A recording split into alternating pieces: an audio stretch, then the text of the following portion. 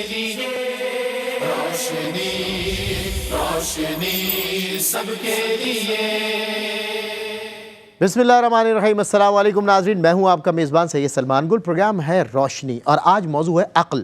اللہ نے عقل عطا فرمائی اشرف المخلوقات یعنی انسان کو، تاکہ وہ جانوروں اور دیگر مخلوقات سے ممتاز ہو سکے، تاکہ وہ کائنات کو مسخر کر سکے، تاکہ وہ کائنات میں غور کر سکے، ذرے ذرے میں غور کرے اور اس کی خدائی کے جلووں کو دیکھے، محسوس کرے، اس تک پہنچ جائے۔ یہ عقل رب تک پہنچنے کے لیے ایک بہترین ذریعہ تھا۔ اس عقل کو جب ہم نے اپنے ماتحت کر کے استعمال کرنا شروع کیا تو اس عقل میں شیطان کا دخل ہو گیا، اور جس کی وجہ سے ہماری زندگی میں خلل واقع ہوا۔ یہ عقل اس لیے تھی کہ ہمیں شعور کی دولت سے اس لیے نوازا گیا تھا تاکہ ہم صحیح اور غلط میں پرکھ کر سکیں۔ آپ جانتے ہیں کہ دنیا کے ہر مذہب سے تعلق رکھنے والا انسان جسے اللہ نے عقل سے نوازا ہے، وہ جان رہا ہوتا ہے اپنی عقل کی بلبوتے پر کہ یہ کام غلط ہے، یہ جو میں کر رہا ہوں یہ غلط ہے، مگر وہ کر رہا ہوتا ہے، شیطان اس سے کروا رہا ہوتا ہے، اور انسان ہے، بشر ہے، خطا کار ہے، ہو رہا ہوتا ہے، مگر اس کی عقل یہ کہہ رہی ہوتی ہے ٹھیک ہے نہیں۔ وہ کچھ عقلیں ان پہ ایسے تالے پڑ جاتے ہیں کہ وہ اس کو بھی ڈیفینس کرتے ہیں، نہیں غلط کو ڈیفینس کرتے ہیں کہ غلط ہی صحیح ہے۔ مگر اللہ نے جسے شعور اور عقل کی دولت سے نوازا تو اللہ سے ہمیشہ یہ دعا کرے انسان کہ اللہ ہمیں عقل دی تو عقل سلیم عطا فرما، اپنا راستہ عطا فرما۔ آئیے آج عقل کے موضوع پر ہم بات کریں گے انشاءاللہ۔ ملک پاکستان ہی نہیں بلکہ عالم اسلام کے ماشاءاللہ ممتاز علماء میرے ساتھ ہیں۔ علامہ لیاقت حسین نظری صاحب، جناب علامہ حافظ اویس احمد صاحب ہمارے ساتھ ہیں۔ انشاءاللہ دونوں سے آغاز حضرت آپ سے کروں گا۔ کیا اسلامی احکام اور عقائد کا دار و مدار بھی عقل پر ہے؟ بسم اللہ الرحمن الرحیم۔ بہت شکریہ سید سلمان گل صاحب۔ دیکھیے، آپ نے ابتدائیے کے اندر بہت خوبصورت بات فرمائی کہ رب تبارک و تعالیٰ نے انسان کو جو نعمتیں عطا فرمائی ہیں، قوت سماعت، قوت بصارت، قوت گویائی، اسپیکنگ پاور عطا فرمائی، اور رب تبارک و تعالیٰ نے حیوانات سے انسان کو ممتاز کر کے اشرف المخلوقات بنایا۔ اس کے اندر جو مرکزی چیز ہے کہ انسان کو عقل و شعور عطا فرمایا۔ بالکل صحیح۔ عقل و شعور اللہ تبارک و تعالیٰ کے انسان کے پاس ایک بہت بڑی نعمت ہے۔ لیکن جو آپ نے سوال کیا ہے کہ کیا شریعت اسلام کے عقائد و احکام کا تعلق مدار عقل پر ہے، تو ایسا نہیں ہے۔ اس کا مدار سارے کا سارا جو ہے وحی الہی کے اوپر، اللہ اکبر، اللہ اور اس کے رسول کے احکامات پر ہے، قرآن و حدیث پر ہے۔ ساری دنیا کے عقلاء اگر جمع ہو کر بھی کسی حرام چیز کے بارے میں کہیں کہ نہیں ہماری عقلیں یہ کہتی ہیں کہ یہ حلال ہو گیا، تو ان کے کہنے سے حلال نہیں ہوگا، ڈیفنس نہیں ہو سکتا، بالکل نہیں ہو سکتا۔ اسی طرح وہ کسی چیز پر جمع ہو جائیں، ساری دنیا کے عقلاء، ساری دنیا کے سمجھدار لوگ، فرمایا کسی صورت کے اندر نہیں ہو سکتا۔ اور عقل کی ایک پرواز ہے، فرمایا جہاں چلتے چلتے چلتے عقل کی پرواز ختم ہوتی ہے، وہاں سے وحی الہی کی پرواز شروع، کیا بات ہے، اس کے اوپر ہے۔ اللہ اکبر، سبحان اللہ۔ لیکن یہ ایک حقیقت ہے کہ اللہ تبارک و تعالیٰ نے انسان کو عقل عطا فرمائی۔ ہم نے آغاز کے اندر بات کی، اس کی نفی نہیں کی جا سکتی۔ رب تبارک و تعالیٰ قرآن مجید کے اندر بار بار کہتا ہے کہ بھئی ان کو کیا ہو گیا، لعلکم تعقلون، لقوم یعقلون، وہ قوم عقل نہیں رکھتی، سمجھ نہیں رکھتی، ان کو کیا ہو گیا۔ ان کو عقل و سمجھ سے کام لینا چاہیے، اور ان کو جو ہے وہ اللہ تبارک و تعالیٰ کی طرف رجوع کرنا چاہیے۔ پتہ چلا کہ عقل کا صحیح استعمال انسان کو اللہ کا مقرب بنا دیتا ہے۔ کیا بات، اور اب وہ انسان ہے، اس کے پاس عقل و شعور ہے، لیکن اگر وہ عقل کو استعمال نہیں کرتا تو قرآن نے کہا اولئک کالانعام بل ہم اضل، فرمایا وہ جانوروں کی طرح ہے۔ اس میں اور جانوروں کے اندر کیا فرق رہا؟ فرمایا وہ جانوروں کی طرح بلکہ ان سے بھی بدتر ہے۔ تو عقل کا تقاضا یہ ہے کہ انسان یہ غور و فکر کرے کہ یہ مالک و مولا نے قرآن بار بار کہا فاعتبروا یا اولی الابصار، اے عقل والو، اے نظر والو، ذرا غور و فکر تو کرو یہ اللہ تبارک و تعالیٰ کی تخلیق پر۔ اس کو دیکھ کر اگر تمہاری عقل جو ہے تعصب سے پاک ہے، اور اگر تمہاری عقل سالم ہے، تو تم کیا کرو گے کہ اللہ تبارک و تعالیٰ کے وجود کا انکار نہیں کرو گے، بالکل اللہ تبارک و تعالیٰ کے احکامات کا انکار نہیں کرو گے۔ تو عقل رب تبارک و تعالیٰ کی نعمتوں میں سے نعمت ہے، لیکن کہتے ہیں ڈاکٹر اقبال کہتے ہیں نا کہ عقل کو تنقید سے فرصت نہیں، عشق پر اعمال کی بنیاد رکھ۔ فرمایا کہ اگر تمہیں کامیاب ہونا ہے تو تمہیں عشق کا دامن پکڑنا ہوگا۔ کہتے ہیں نا کہ عقل قربان کن ببیش مصطفیٰ، اللہ اکبر۔ تجھے اللہ نے عقل و شعور عطا فرمایا ہے، فرمایا اس عقل و شعور کو مصطفیٰ کریم کے سامنے سرنڈر کر جاؤ. واہ واہ واہ. وہ جو ان کے ارشادات واہ ہوں گے. واہ. آج ہمارے بچے اور جنریشن کہتی ہے نا کہ بھائی اس کی لاجک کیا ہے, اس کا عقل کیا ہے. تو بیٹا سب سے بڑی لاجک یہ ہے کہ میرے مصطفیٰ نے یہ کام کیا. کیا بات ہے. میرے مصطفیٰ صلی اللہ علیہ وسلم, اقبال کہتے ہیں نا یہاں عقل کو سرنڈر کر. ہاں, فرمایا کہ عقل کو تم نے سرنڈر کرنا ہے. مصطفیٰ برساں خیش را کے دی ہما اوست. فرمایا دین کیا ہے؟ فرمایا دین ہے میرے مصطفیٰ کا قال و مقال. حضور صلی اللہ علیہ وسلم نے جو فرمایا ہے, حضور صلی اللہ علیہ وسلم نے جو کیا ہے, فرمایا تم نے ان کے نقش قدم پر چلنا ہے. اللہ اکبر. اور سلمان بھائی یہ بات بھی کہوں کہ اگر انسان اپنی عقل کو قربان کر دے نا بپیش مصطفیٰ, خدا کی قسم رب تبارک و تعالیٰ اسے اوج ثریا کا مقام عطا فرماتا. کیا بات. ڈاکٹر اقبال دوسرے مقام پر فرماتے ہیں, فرماتے میرے مصطفیٰ کی بارگاہ کے اندر آ تو جاؤ, تیری نگاہ ناز سے دونوں مراد پا گئے. واہ واہ واہ. عقل غیاب و جستجو, عشق حضور و اضطراب. فرمایا تیری عقل بھی کامل ہو جائے گی, تیرا عشق بھی کامیاب ہو جائے گا اگر تو یہاں آ تو سا. واہ واہ واہ. مصطفیٰ برساں خیش را کے دی ہما, ان کی بارگاہ کے اندر آ تو سا. اسی طرح آپ اپنی عقل کو, اپنی سمجھ کو قرآن اور حدیث کے سامنے, اللہ اور اس کے رسول کے اطاعت کے سامنے سرنڈر کر دیں.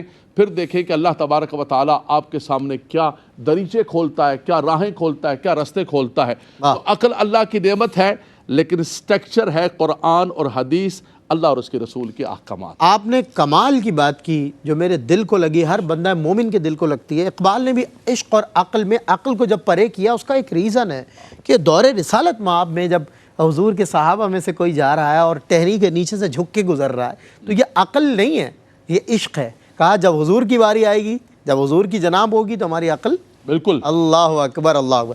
میں علامہ حافظ اویس احمد صاحب قبلہ نے اقبال کے اشعار بھی پڑھے, قرآن کی آیات بھی پڑھی, ماشاءاللہ خوبصورت سرنامہ. ایک شعر ہے اقبال کا کہ عقل ہے تیری سپر, عشق ہے شمشیر تیری. کیا بات ہے. تو مسلمان ہو تو تقدیر ہے تدبیر تیری. یعنی کہ تیری عقل کا استعمال یہ بھی ہو سکتا ہے, اور کیا ہے ہمارے اجداد نے, ہمارے روحانی رہنماؤں نے. اچھا, اب اسی ضمن میں آپ سے ایک سوال پوچھنا چاہتا ہوں کہ اسلامی احکامات جو ہیں, کیا ان کی بھی کوئی عقلی توجیہ ہو سکتی ہے؟ ایک تو سائڈ یہ بیان کر دی, ایک اس طرف ذرا. بسم اللہ الرحمن الرحیم. بہت خوبصورت گفتگو فرمائی عقل کے جو بنیادی معاملات تھے اس کے حوالے سے علامہ صاحب نے, اور اسی کو آپ نے سوال کی شکل میں آگے بڑھا دیا کہ کیا ہم جو شرعی احکامات ہیں ان کی عقلی توجیہ کر سکتے ہیں یا نہیں. تو دیکھیں ون لائنر تو اس کا جواب یہ ہے کہ یقیناً کر سکتے ہیں شرعی احکامات کی عقلی توجیہ, اور اس کے اندر کوئی شرعاً قباحت نہیں ہے اور کوئی اس کے اندر بری بات یا غلط بات نہیں ہے. اس کا جو مفہوم ہے وہ بھی ذہن میں ہونا چاہیے کہ شرعی احکامات کی جو عقلی توجیہ کا مطلب کیا ہے. مطلب اور مفہوم سادہ سا ہے, وہ یہ ہے کہ جو شرعی احکامات ہیں ان کی حکمتیں بیان کرنا. واہ. کہ ان کے اندر یہ حکمت پوشیدہ ہے, یہ حکمت پوشیدہ ہے, یہ حکمت پوشیدہ ہے.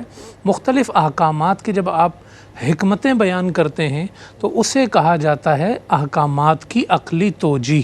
اللہ. اور یہ ہمیشہ سے مفسرین ہوں, محدثین ہوں, فقہا ہوں, انہوں نے جہاں شرعی احکامات کو بیان کیا ہے تو ساتھ ساتھ اس کی حکمتوں کو بکثرت بیان کیا ہے. سبحان اللہ. مؤخر ذکر علماء کرام میں شاہ ولی اللہ محدث دہلوی رحمۃ اللہ علیہ نے اس عنوان کو بہت زیادہ فوکس کیا ہے. ماشاءاللہ. ان کی بہت مشہور زمانہ کتاب ہے حجت اللہ البالغہ. سبحان اللہ. اس کا موضوع ہی یہی ہے کہ انہوں نے شرعی احکامات کو لیا ہے اور اس کی حکمتیں بیان کی ہیں, اس کے اسرار کو بیان کیا ہے. صحیح. ہمارے علماء میں آخر الزمانے میں مفتی احمد یار خان نعیمی رحمۃ اللہ علیہ کی بھی ایک کتاب ہے اسرار الاحکام کے نام سے. صحیح. انہوں نے احکام کی حکمتوں کو بیان کیا ہے. تو اس لیے اگر احکامات کی جو ہم حکمتیں بیان کرتے ہیں اس کو ہم عقلی توجیہ سے تعبیر کرتے ہیں تو شرعاً جو ہے نا وہ اس کے اندر کوئی قباحت نہیں ہے. مثال کے طور پہ شاہ ولی اللہ محدث دہلوی رحمۃ اللہ علیہ فرماتے ہیں کہ جو ہم وضو کرتے ہیں تو یہ وضو اس لیے رکھا گیا ہے کہ ہم ویسے بھی دنیا میں جیسے کسی بڑے شخص کے سامنے جاتے ہیں تو ہم اپنی حالت کو سدھار کے جاتے ہیں, صحیح, تھوڑا فریش ہو کے جاتے ہیں, ظاہر, اور ہم جو ہے وہ اپنے آپ کو بہتر کر کے جاتے ہیں. تو جب خدا کی بارگاہ میں جائیں تو ایک تو دیکھیں اس کے فضائل ہیں وہ ایک الگ, یہ اس کی عقلی توجیہ ہے, اس کی حکمت ہے کہ ہم اپنے آپ کو بالکل درست کر کے اللہ کی بارگاہ میں جاتے ہیں.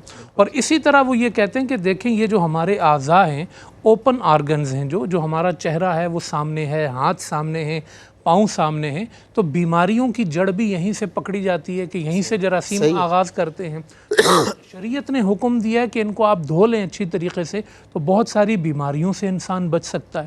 اسی طرح نماز کے حوالے سے ایک مشہور زمانہ بات ہے کہ جب آپ نماز کے پابند ہوتے ہیں تو یہ نظام الاوقات آپ کی زندگی کے جو جدول ہے، جو ڈسپلن ہے، وہ اس کو بالکل لے آتا ہے. تو اس طرح کے جو ہزاروں شرعی احکامات ہیں ان کے ساتھ ساتھ جو حکمتیں ہیں وہ ان کو بیان کیا جائے. اس میں بس یہ چیز بھی ذہن میں رہے کہ جیسے کہ علامہ صاحب نے بھی اس میں فرمایا وہ یہ کہ حکمتیں بیان کرتے ہوئے کوئی شخص یہ نہ کہے کہ اب یہ بات میری عقل میں نہیں آ رہی، اس کی کوئی عقلی توجیہ نہیں ہو سکتی، تو لہٰذا اب میں اس کو تسلیم نہیں کرتا.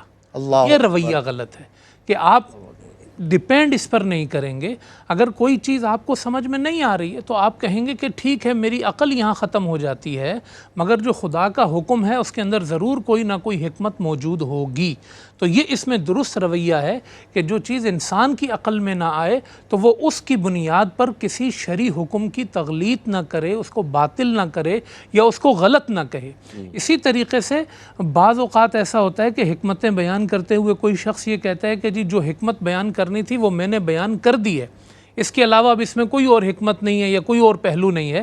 یہ رویہ بھی غلط ہے. شرعی احکامات اتنے فطری ہیں اور اتنے بنیادی ہیں اور اتنے جامع ہیں کہ قیامت تک ان کی حکمتیں نئے زمانے پر کھلتی رہیں گی اور اس کے نئے نئے اسرار لوگوں پہ کھلتے رہیں گے. تو ہر زمانے کے جو علماء ہیں، صاحب عقل لوگ ہیں، وہ ان شرعی احکامات کو لیتے رہیں گے، ان کے احکامات اور ان کی حکمتوں کو جو ہے وہ بیان کرتے رہیں گے. اس لیے جو ہے وہ اس کے اندر کوئی قباحت نہیں ہے کہ جو شرعی احکامات ہیں ان کی عقلی توجیہ کی جائے. کیا بات ہے، بہت خوب علامہ صاحب، ماشاءاللہ آپ دونوں حضرات نے خوبصورت بات کی اور آپ نے بھی وہاں ان رعایتوں کو ظاہر ہے ذکر کیا کہ جو اللہ نے جب عقل دی ہے تو اس کا استعمال کرنے کا بھی پورا اختیار دیا.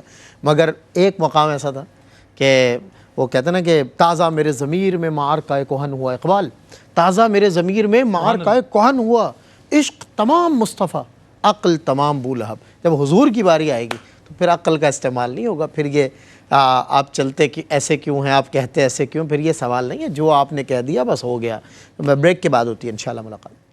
خوش آمدید ناظرین، خیر مقدم ہے. عقل کے موضوع پہ بات کر رہے ہیں آج. علامہ لیاقت حسین نظری صاحب، ایک سوال ہے میرے ذہن میں کہ اگر انسانی وجود میں عقل کا جو مثال کے طور پر عقل اللہ نے رکھی ہے اور آپ نے اس کا بتایا بھی کہ اس کا بہترین استعمال اللہ کی معرفت ہے اور پہنچنا ہے اس تک، صحیح کو صحیح، غلط کو غلط.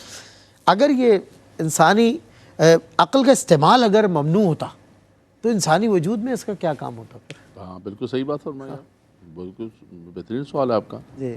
اور ایک ویلڈ بات ہے کہ جب اس کی ضرورت ہی نہیں ہے تو بالکل اس کی ضرورت ہے. اور ہم نے آغاز کے اندر کہا کہ اللہ تبارک و تعالیٰ نے انسان کو جو خاص نعمتیں عطا فرمائیں اور جن کی بنیاد پر اشرف المخلوقات بنایا، قوت گویائی ہے، اسپیکنگ پاور ہے جو دوسرے حیوانات کے اندر نہیں ہے، اس میں ایک عقل و شعور ہے جو انسان کو چیزیں ممتاز ہوتی ہیں اور جس کے ذریعے انسان جو ہے وہ بلندیاں حاصل کرتا ہے.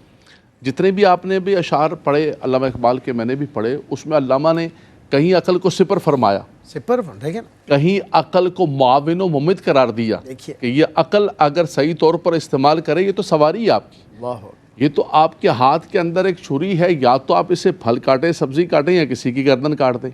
تو یہ آپ کا اپنا استعمال ہے. آپ اس کو نیگیٹو استعمال کریں، پازیٹیو استعمال کریں.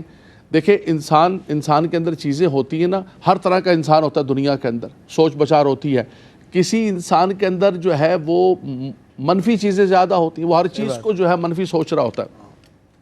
اچھا، اسے پازیٹیو بھی نیگیٹو نظر آتا ہے. ایسے ہیں، صحیح بات، ہمارے آس پاس چیز کے اندر ہوتے ہیں، اس کے اندر جو ہے نا یہ چیزیں ہوتی ہیں، نیگیٹو بہت زیادہ ہوتی ہیں. اسی طرح عقل کو آپ نیگیٹو کریں گے تو وہ نقصان دہ ہوگی. ورنہ ہم نے آغاز کے اندر پہلا جملہ یہی ہم نے آغاز کیا تھا کہ عقل اللہ کی نعمتوں میں سے ایک نعمت ہے اور اس کی قدر بھی کرنی ہے. اور انسان کے اندر اللہ تعالیٰ نے آدم علیہ السلام کو جب پیدا کیا تو آدم علیہ السلام کے اندر جو ہے نفخت فیہ من روحی خلقت بیدیہ، اس کے بعد فرمایا کہ عقل کو رکھا. اول ما خلق اللہ العقل، بعض روایات کے اندر آتا ہے. اور فرمایا کہ عقل کو پیدا کر کے انسان کو ایک کامل و مکمل بنایا، لیکن جب وہ عقل اللہ اور اس کے رسول اور فطرت کے خلاف استعمال ہو جائے، آپ یہ غور کیجئے، جب اللہ کے نبی صلی اللہ علیہ وسلم نے دعوت دی کہ بھئی حق کی طرف آ جاؤ، ایک خدائے وحدہ لا شریک کی طرف آ جاؤ، یہ عقلی بھی چیز ہے کہ تم کئی خداؤں کو، ارباب متفرقہ کو، اتنے سارے خداؤں کو ایک خدائے وحدہ لا شریک، اور صحابہ کرام نے اس کو قبول کیا تو کفار مکہ نے بڑی غلط قسم کا جملہ استعمال کیا، ان سے کہا گیا وَإِذَا قِيلَ لَهُمْ آمِنُوا كَمَا آمَنَ النَّاسُ، لیکن قَالُوا أَنُؤْمِنُ كَمَا آمَنَ السُّفَهَاءُ، یہ بے وقوفوں اور بے عقلوں کی طرح ہم ایمان لے کر انہوں نے صحابہ کرام کو بے وقوف اور بے عقل اور سفہاء کا، یہ قرآن مجید کے الفاظ، رب تعالیٰ نے فرمایا الا انہم ہم السفہاء ہے جی ولکن لا یعقلون، فرمایا کہ ان کو عقل نہیں ہے، یہ بے وقوف نہیں ہے، بے وقوف یہ ہیں، ان کو علم نہیں ہے اس بات کا، یہ تو فرمایا کہ عقل کو صحیح استعمال کر رہے ہیں،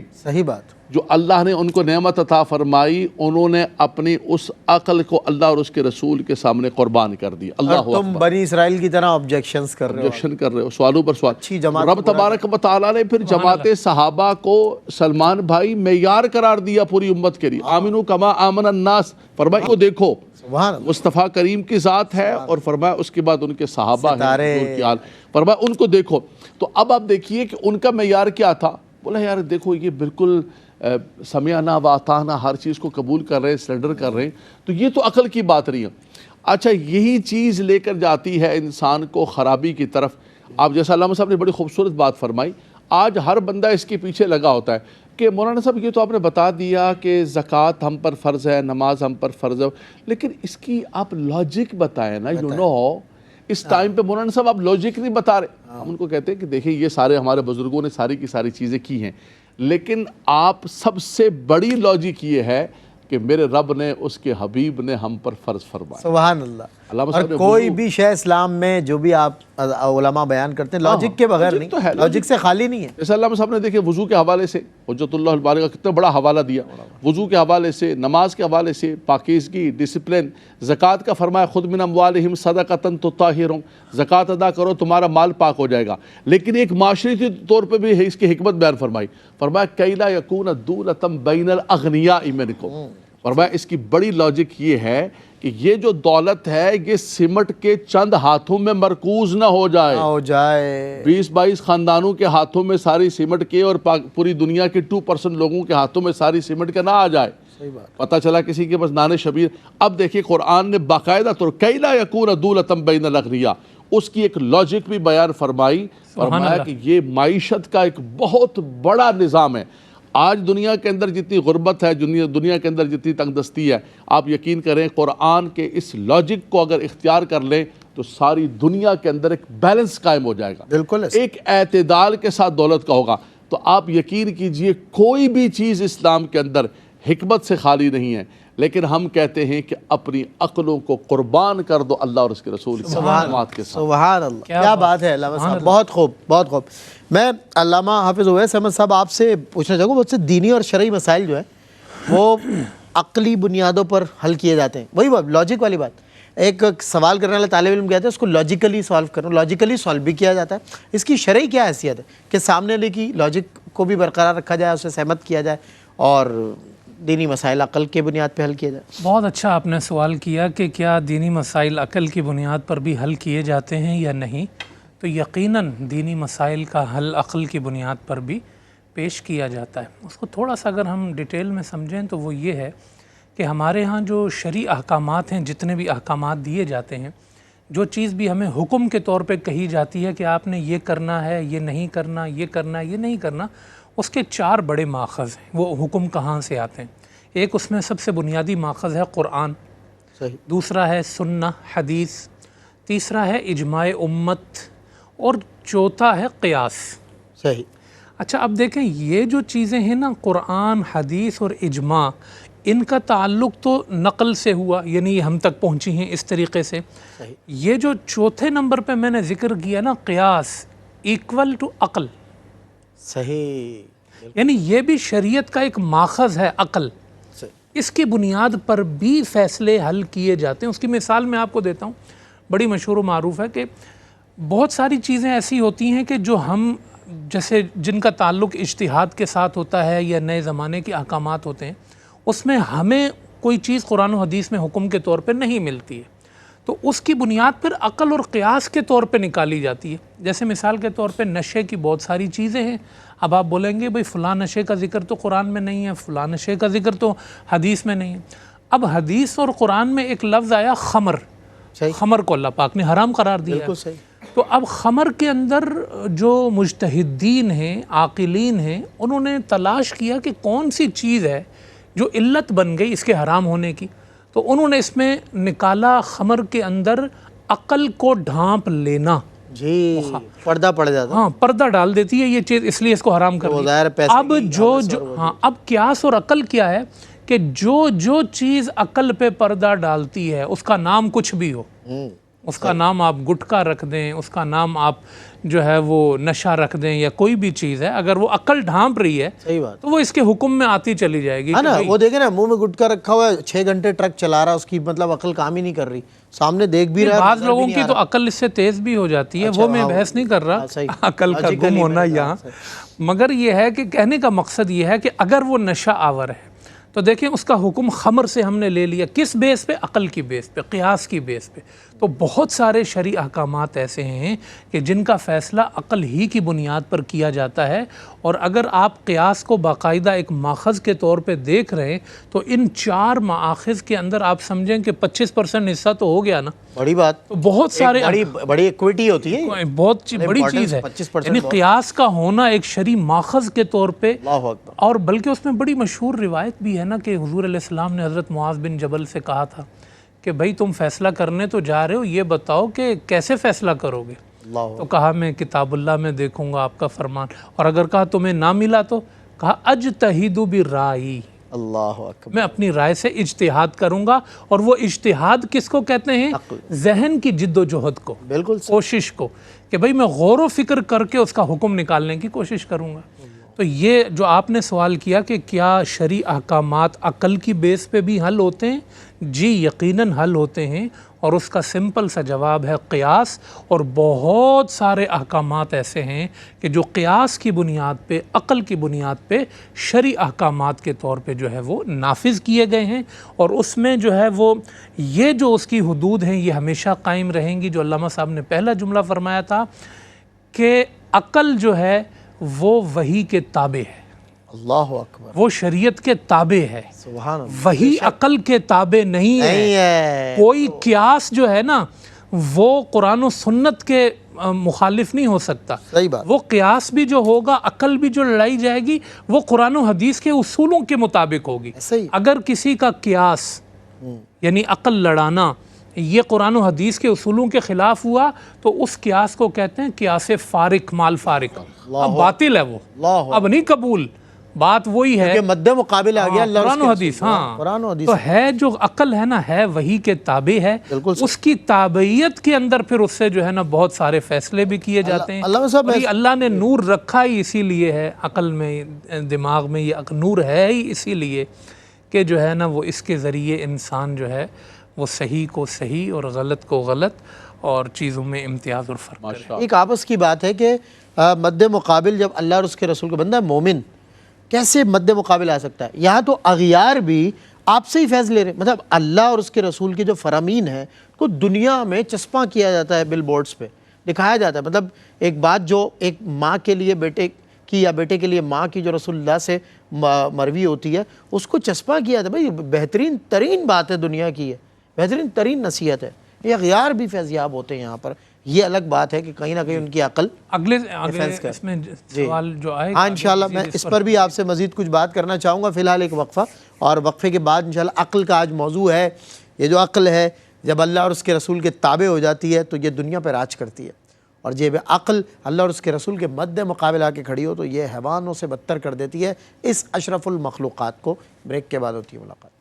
خوش آمدید ناظرین، خیر مقدم ہے آپ کا ایک مرتبہ پھر پروگرام روشنی میں عقل پہ ہم بات کر رہے ہیں، اور وقت کے بہترین علماء ہمارے ساتھ ہیں، علامہ لیاقت حسین نظری، علامہ حافظ اویس احمد، بہت خوبصورت، بہت سیر حاصل کلام ہو رہا ہے۔ اس طرح سے دورانیے میں ان حضرات نے ماشاءاللہ اتنی خوبصورت گفتگو کی۔ علامہ صاحب اجازت ہو تو ایک سوال اور، اگر حکم شرعی کے تقاضوں کے منافی عقل جاری ہو میں نے جس طرح بھی ذکر کیا حضرت نے کہا کہ اس پہ بات کریں، یہ مطلب اپوزٹ کھڑی ہو گئی، حکم شرع یہ ہے، عقل کہہ رہے نہیں یہ نہیں ہوگا، تو بتائیں پھر کیا حکم ہے؟ ایک طرف وحی ہے، اللہ اور اس کے رسول کا حکم ہے، اور ایک طرف عقل ہے، تو عقل کو قربان کرنا پڑے گا بپیش مصطفیٰ قربان کن، اور اللہ اور اس کے رسول کے احکامات کو اللہ اور اس کے رسول کے مقدم کرنا پڑے گا۔ واہ، اور سلمان بھائی جیسے ہم بات کر رہے تھے کہ آج عقل کے ذریعے لوگ جو ہے وہ یہ بھی کر رہے ہیں کہ قرآن اور حدیث کے احکامات کو بدلنے کی کوشش کر رہے ہیں۔ صحیح، مثال کے طور پہ ایک شخص کہتا ہے کہ یا ایھا الذین آمنوا لا تاکلوا الربا اضعافا مضاعفا، کہتے ہیں دیکھیں یہ دگنا تگنا کھانا سود جو ہے نا اس منع ہے، اور آپ اگر تھوڑا بہت کم ہم لے لیتے ہیں تو پھر جائز ہے۔ میں نے کہا بھئی قرآن کا حکم ہے فَأَذَنُوا بِحَرْبٍ مِّنَ اللَّهِ وَرَسُولِهِ، اللہ اور اس کے رسول سے جنگ ہے۔ اچھا، اللہ اکبر، بولا کہ یہ جو جوئے کا اور شراب کا یہ جو احکامات ہیں انما الخمر والمیسر والانصاب والازلام رجس من عمل الشیطان فاجتنبوا، کہا ہے کہ عقل کہتی ہے دیکھیں اس کے اندر فاجتنبوا آیا، اللہ کے بندو اس عقل کو کیوں تم استعمال کر رہے ہو غلط طور پر، اس کی مذمت ہو رہی ہے، اور اپنے اس کی مذمت ہو رہی ہے۔ بالکل مذمت۔ آپ یہ دیکھیں کہ کیا آیا کہ رجس من عمل الشیطان فاجتنبوا، فرمایا یہ شیطانی عمل ہے، بالکل غلط ہے۔ اور علامہ صاحب بیٹھے ہوئے ہیں، قرآن کا اسلوب ہے کہ جب امر آ جاتا ہے تو رب تبارک و تعالیٰ کا آرڈر آ جاتا ہے، ختم ہو گئی بات۔ رب تبارک و تعالیٰ نے تمہیں فرما دیا۔ یعنی آج ہم کیا کر رہے ہیں مسلمان، یعنی اگر کوئی شراب کے اندر ملوث ہے، جوئے کے اندر ملوث ہے، کسی گندگی کے اندر ملوث ہے، تو اس کو چھوڑنے کے بجائے ہم اللہ اور اس کے رسول کے احکامات کو، قوانین کو اپنی عقلوں پر تول تول کر اس کو خراب کرنے کی کوشش میں لگے ہوئے ہیں بتائیے، کہ یہ اضعاف مضاعفہ آیا ہے، اور یہاں پر فجتنبو آیا ہے، یہاں بالکل حرام کا لفظ نہیں ہے۔ حرام کا لفظ کیا ہوتا ہے؟ اور کیا قرآن ہے؟ نے جب کہہ قرآن نے دیا منع کہ کر دی۔ رجس من عمل، رجس ایک تو گندا ہے، دوسرا شیطانی عمل ہے، تیسرا فرمایا اجتنبو، یہ آرڈر آ گیا۔ تو فرمایا کہ اپنی عقلوں کو اللہ اور اس کے رسول کے مقابلے میں احکامات کے نہ لے کر آؤ۔ جو قومیں دیکھیں انہوں نے یہ کیا نا یوم سبت پر، انہوں نے کہا کہ دیکھیں وہ مچھلی کا آیا تھا تو مچھلی کا ایسا تھا کہ ہمیں جو ہے وہ ان کے اندر سے شکار منع تھا، ہم ایسے کریں کہ تالاب بنا لیں، ان تالابوں کے اندر ہفتے کے دن کر لیا کریں۔ اپنی عقل کو اللہ اور اس کے رسول کے احکامات کو خراب کرنے کے لیے رب تبارک و تعالیٰ نے ان کی شکلوں کو بگاڑ دیا۔ کونوا قردۃ خاسئین، رب تعالیٰ نے فرمایا بندر ہو جاؤ، بندر ہو گئے سارے کے سارے۔ آج ہم کیا کر رہے ہیں، یہ جو ہمارے نئے ایک جدت کے نام پر ماڈرنزم، ماڈرن اسلام، یار یہ مولوی لوگ تو پرانی باتیں کر رہے ہیں، ہم آپ کو ایجوکیٹ کریں گے نیو ماڈرن اسلام۔ اس ماڈرن کے اندر کیا ہے کہ جوا بھی حلال ہے، شراب بھی حلال ہے، دنیا جہان کا مرد و عورت کا اختلاط بھی حلال ہے، سب کچھ ہے، اور یہ سارا کچھ کر کے اور پھر اپنے گناہ کے بجائے آپ قرآن و حدیث کے حکم کو اپنی عقلوں کے مطابق بدلنا چاہتے ہیں۔ یہ نہ بدلو تم تباہ و برباد ہو جاؤ۔ ایسا ہی ہے، بہت خوبصورت اور بہت مربوط گفتگو آپ نے فرمائی۔ ڈیفینیٹلی عقل کی کیا اوقات ہے اسلام میں؟ جب ایک کانسیپٹ میں سوچتا ہوں ڈکٹیٹرشپ کا اسلام میں کیا ہے، ایک ہی ہے اللہ، وہی ڈکٹیٹر ہے، وہی ڈکٹیٹ، اور جب وہ ڈکٹیٹ کر رہا ہے وہاں کون سی عقل؟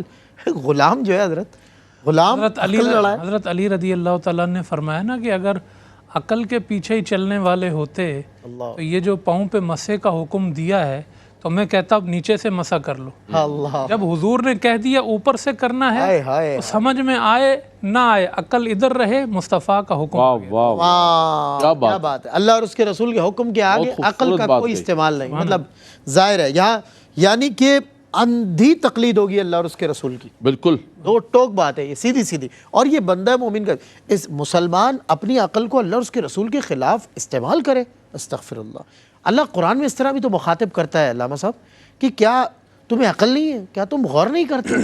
یہ جو تخاطب خداوندی ہے بندوں سے، اس کے بارے میں کچھ ارشاد فرمائیں۔ اصل میں اس کی اگر قرآن کریم کے نزول کے وقت کی ہم دیکھیں تو اس وقت تک دو رویے جو ہے نا سلمان بھائی سامنے آ چکے تھے، اس کے بعد بھی یہ دو رویے ہمیشہ دنیا میں چلتے رہیں گے۔ پہلا رویہ یہ ہے کہ دنیا میں بہت سارے مذہب پرست لوگ پیدا ہوئے جنہوں نے مذہب کو اپنا اوڑھنا بچھونا بنایا، اور اس میں انہوں نے ایک چیز کہی، جیسے ابھی ہم علامہ صاحب گفتگو کر رہے تھے، ہم نے عقل کا اور شریعت کا ایک توازن اور بیلنس بیان کیا ہے۔ صحیح۔ انہوں نے یہ کہا کہ جو چیز عقل میں عقل کے مطابق ہے نا ہم اس کو رد کریں گے، اور جو چیز مذہب میں آ گئی بس وہ حرف آخر ہے، صحیح۔ اور مذہب تمام کا تمام جو ہے نا عقل کے جو معاملات ہیں ہم اس کو رد کرتے ہیں۔ بتائیے۔ نور خدا جو عقل ہے اس کو انہوں نے بالکل رد کرنے کی بات کی مذہب کے نام پہ، یہ ایک مذہب کی آڑ میں، یہ غلط چیز ہے، یہ ایک انتہائی رویہ ہے۔ دوسرا رویہ ان کے مقابل پیدا ہوا، مطلب مذہب کے بارے میں کوئی سوال ہی نہیں کرنے دیتے تھے۔ نہیں مذہب کے بارے میں کوئی سوال نہیں کر سکتے آپ، کوئی یعنی جو ہم نے بنا دیا قانون اس کو مذہب کا نام دے دیا، آپ اس میں کوئی چیز سوال نہیں کر سکتے، کوئی بات نہیں کر سکتے آپ۔ انہوں نے ایک یہ رویہ اختیار کیا۔ اس کے مقابل دوسرا رویہ پیدا ہوا جس کو ریشنلزم کہتے ہیں، بیکن وغیرہ دیگر چیزیں، یہ کہلائے عقل پرست لوگ۔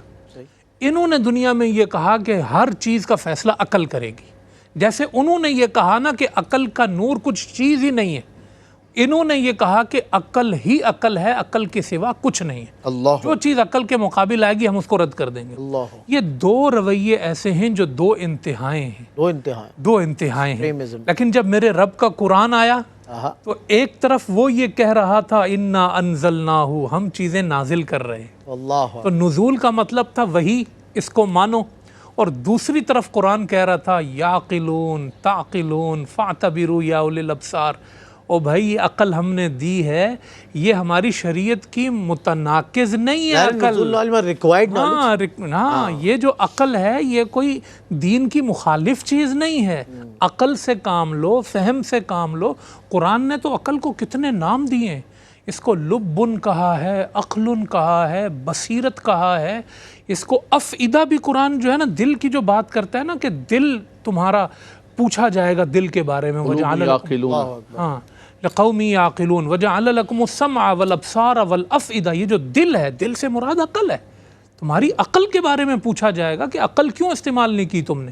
تو قرآن نے یہ جو یعقلون کا لفظ عموماً استعمال کیا ہے، افلا یتدبرون القرآن ام علی قلوب اقفالها، دلوں پہ تالے لگ گئے ہیں کیا، یعنی عقل پہ تالے لگ گئے ہیں کیا، تو یہ عقل بھی استعمال ہوگی اور وہی بھی استعمال ہوگی۔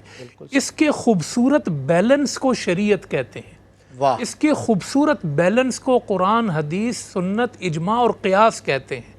اس کے احکامات کو یہ دونوں چیزوں کی روشنی میں لے کے آپ کو چلنا پڑے گا۔ اگر آپ نے کسی ایک انتہا کو چھوا اور دوسرے کو بالکل یکسر نظر انداز کر دیے، جیسے ابھی آپ نے ساری گفتگو کی کہ کہیں عقل کو سپر کہا گیا، کہیں نور کہا گیا، یہ شریعت مصطفی کا کمال ہے۔ یہ اقبال جو اس کے نمائندہ بنے شریعت کے، اور اقبال جو اس کے ترجمان حقیقت بنے قرآن کے، تو انہوں نے دونوں نور کو جوڑ کے بیان کیا ہے، ہاں دونوں کی حدود بتا دی ہیں، حدود کے ساتھ آپ چلیں گے تو پھر یہ مفہوم ہے قرآن کریم میں کہ وہ عقل کو بھی مخاطب کرتا ہے، اور عقل ہی کی بنیاد پر جو ہے وہ بہت ساری چیزوں کے فیصلے کا حکم بھی دیتا ہے۔